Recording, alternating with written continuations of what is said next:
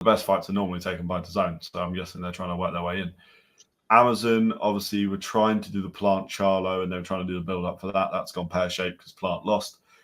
But when you look at it, the standard that you have to meet now for boxing fans to call it good, to be satisfied and not complain, is actually ridiculous. And that's Turki Alalshikh. And that's two-sided. There's one, which is that's brilliant because it means we've got somebody that's doing what fans want. He's putting on the great cards, all the rest of it. The downside is it's very, very difficult now to sell anything but a homecoming show for normal fights across anywhere in the world, unless we're talking like elite, unless we're talking like Noah Inoue, unless we're talking any of them really, that are like the top level and they sell because they're them and they're bigger than the promotion. The breaking through period is just impossible. Think about the amount of opportunities they do. 12, they don't even do this, but let's say they did 12 events a year. They had 6 fights on each.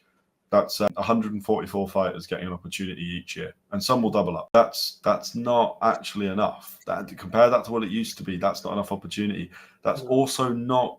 That's where broadcasters will go, okay, that's why Netflix haven't just gone, oh, let's take Boxer or let's take Top Rank, because they don't want exclusive. They want one-offs. But also boxing, is it dying? I don't know. It's a bit of a hard one. I'd say no. Political. But... Let's call it political. Let's call it man are holding people's pockets for fights. Let's call it... I really wanted to use a word there, but I don't think I can. Let's call it... That word would have been really good as well. I'll tell you off camera. But let's call it fruity. Let's call boxing a bit fruity. Let's be honest. That's what I'm calling it at the moment, because I'm just seeing or hearing deals getting made, which has probably always happened. Yeah. But on the scale now, man are holding promoters' hands on camera, walking down the street or the hotel room, holding hands now. The game's changed, Connor. Yeah. The game has changed. Yeah, it's big time. Definitely. I mean, we're in a weird period of the sport, but it's not a problem because we're getting the best fights. The issue is, look, we're going to talk about it now. Allen versus Makhmudov. That's a great fight. Great fight. This fight makes me want to go back in time and go and fight Braveheart. That's what fight William Wallace. Okay. This fight turns me, you can't have my country. That's what this turns me into. You can't have my country. Great Scottish accent. It's not the best, but it's fun. Allen v. Makhmudov. Once upon a time, Makhmudov was my prodigy fighter. I said that, Connor, what I used to say to you. Yeah, I know. Monster. Twitch. Just had the twitch. And then Caballero come in. And ruined them. And then since then, it's been up and down for him. Allen has had arguably the most up and down career. This is why I think they're very similar. But recently, Allen has done what people thought he wouldn't do. He's put himself in a position. If he beats this man, we are talking big fights for Allen. Big fights for Allen. I think it'll be Wilder.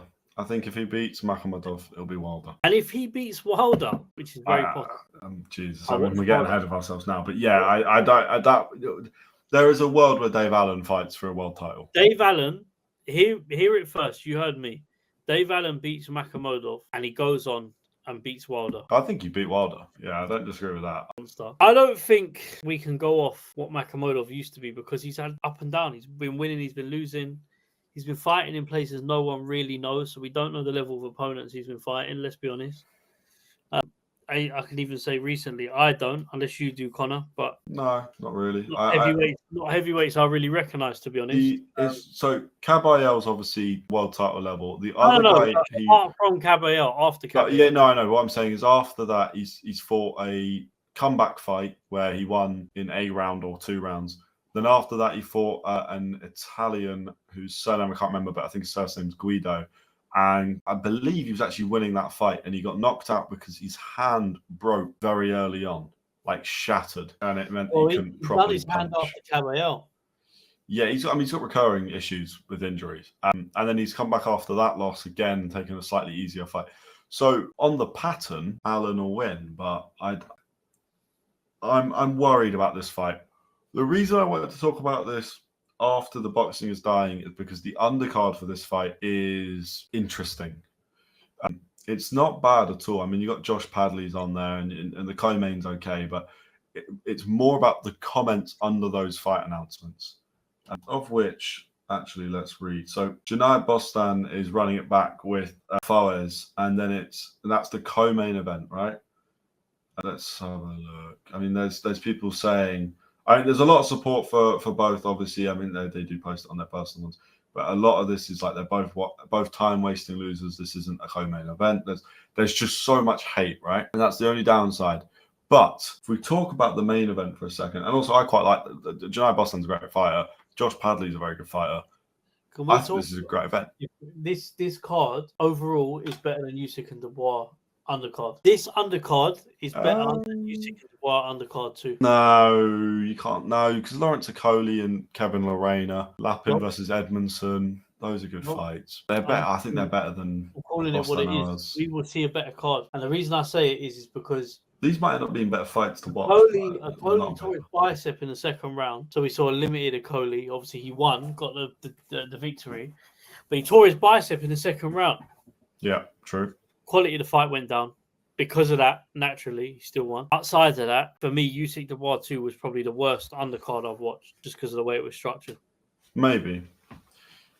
But I think on paper it was better than it ended up being. That's nothing is worse than that UFC card we covered. But we don't even want to talk about that. That's just no. But I'm just saying.